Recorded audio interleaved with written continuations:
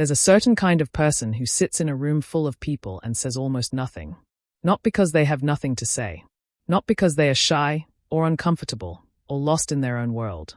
But because something in them is always watching, always processing, always running a quiet analysis that most people around them would never even notice is happening. You've probably met someone like this. Or maybe you are someone like this. And if you are, there's a good chance you've spent years being misread. Told you're too quiet. Asked why you don't talk more. Labeled as reserved, distant, or hard to read. People fill in the blank where your silence lives, and they almost always fill it wrong. What most people don't understand is that silence isn't an absence of thought. For certain people, it's actually where most of the thinking happens. There's a specific type of mind that works this way. And the habits that come with it, the ones that look like withdrawal or aloofness, or simply being quiet, are actually patterns that researchers and psychologists have connected, again and again, to unusually high levels of cognitive processing.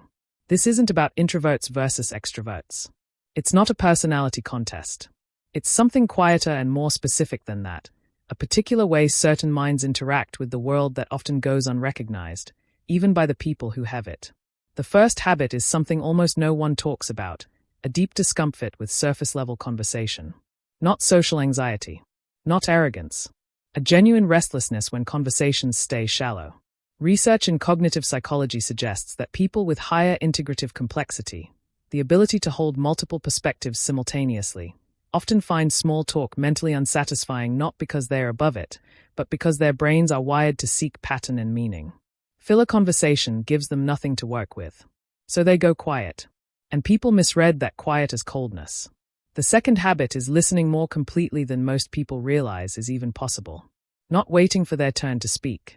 Actually listening, tracking tone, noticing what wasn't said, reading the space between words. Neuroscience has shown that deep listening activates the same neural networks involved in empathy and prediction.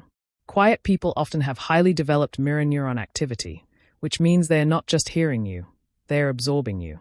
This is why they sometimes know how you're feeling before you've said a word. Third, they think before they speak, almost always. In a culture that rewards quick responses, this gets misread as slowness or disengagement. But what's actually happening is something closer to internal simulation. The brain is running scenarios, testing outcomes, checking for accuracy before committing to language. Studies on verbal processing show that people who pause longer before speaking tend to produce more accurate and nuanced responses. The pause isn't hesitation. It's quality control. Fourth habit, they notice what others overlook. Small inconsistencies. A shift in someone's energy. A detail in the background that everyone else walked past. This isn't hypervigilance in the anxious sense, though it can sometimes blur into that. It's heightened environmental sensitivity, a trait that researchers have linked to higher sensory processing sensitivity and to a form of observational intelligence that most standard IQ tests don't even measure. Quiet people often see rooms differently than everyone else in them. Fifth, and this one is subtle, they often prefer depth in one or two relationships over breadth across many. This isn't antisocial behavior. It reflects something psychologists call selective social investment. The brain has limited capacity for deep relational processing. People who are already doing a great deal of internal cognitive work tend to direct their social energy carefully. Their friendships are often unusually honest, unusually loyal, and unusually rare. Sixth habit, they are highly self-referential thinkers. Meaning, they spend significant time in internal dialogue, revisiting experiences, re-examining decisions, reconstructing conversations. This can look like overthinking from the outside. But cognitive research frames this differently. It's a form of self-directed learning. The brain using lived experience as raw data. Processing, refining, extracting meaning. It's not rumination, it's integration. Seventh, they are often slow to decide, but rarely wrong. Because they've already thought through most of the variables before anyone else has started. There's a counterintuitive trade-off here worth acknowledging.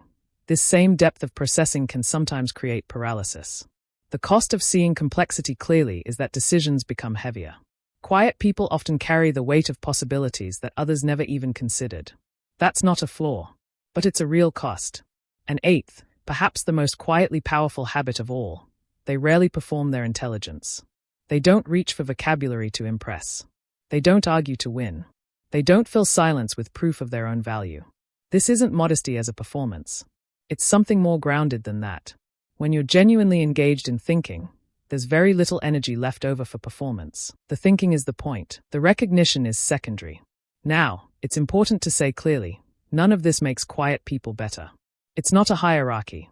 Expressive, verbal, socially fluid people have their own form of intelligence, one that's often more visible, more immediately useful, more adaptable in fast-moving environments. Different neural architectures solve different problems. The world needs both.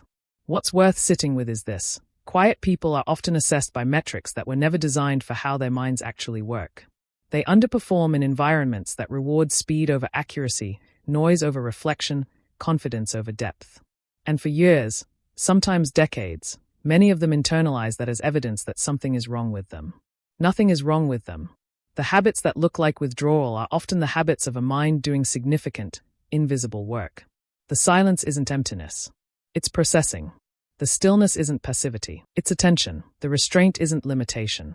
It's often the quietest form of precision. If you recognized yourself somewhere in this, not in a self-congratulatory way, but in that specific feeling of finally being described accurately, there's something else worth exploring. Because the way quiet people relate to the world doesn't stop at these habits. It goes deeper, into how they process emotion, how they make decisions under pressure, and why certain environments feel like they were built for someone else entirely. That's worth understanding. And if you're the kind of person who thinks carefully before moving on, you probably already know that.